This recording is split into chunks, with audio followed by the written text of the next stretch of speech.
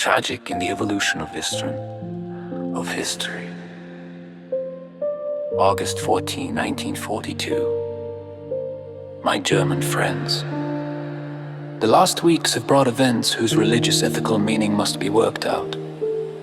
The independence movement in India and the German successes in Russia.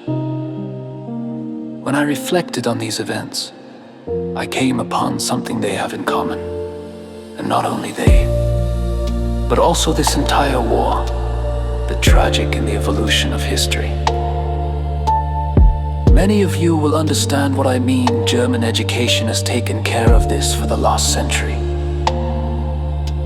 There is something remarkable about the German melancholy that repeatedly breaks through even the most triumphant figures. It draws ever new nourishment from the countless tragic turning points of German history. This understanding gives you, and those of us who sympathize with you, a glimpse into the depth of that which is taking place now, its tragedy, and the hope that looks out beyond the tragedy. No one with an ethical religious sensibility doubts that in the relationship with India, England has brought upon itself an immense abundance of tragic guilt, a guilt that is not created maliciously, but is inseparable from the good that English rule has brought. There is also guilt that is not tragic. For example, what National Socialism is doing to the European Jews. This is, as far as is humanly possible, pure evil. It lies on the limits of the diabolical. Altogether different is tragic guilt, where evil is mingled with good. Thus was the relationship of India and England. Now a tragic fate arises.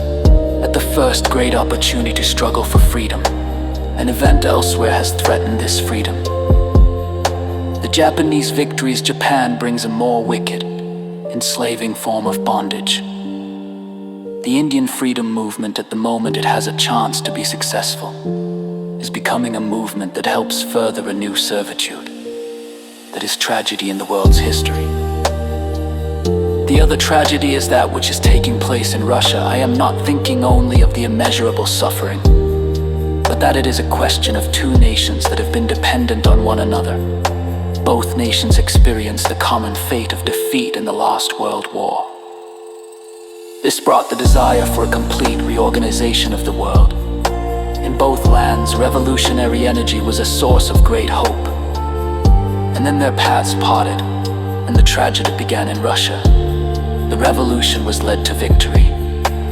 But out of the horror of civil war, a resistance arose within Germany. Germany was driven more and more to the side that was being resisted. When National Socialism came, it found support from those frightened by the Russian Revolution. The tragedy took a further step with the dishonest Treaty of National Socialism with Russia, which hurled all forces fighting for a reorganization of the world into frightful confusion. Seen spiritually, this was the high point of the German-Russian tragedy. Seen superficially, it was the moment in which the mutual rending of both nations began. Therefore, there should be no joy among you over the victories now being won. They deepen the tragic antagonism of two nations that belong together. A hatred is arising within the Russian people for the destroyer of their new world. A hatred that, like a tragic curse, is resulting in the ruin of both nations. Perhaps no one outside the German opposition can remove this curse.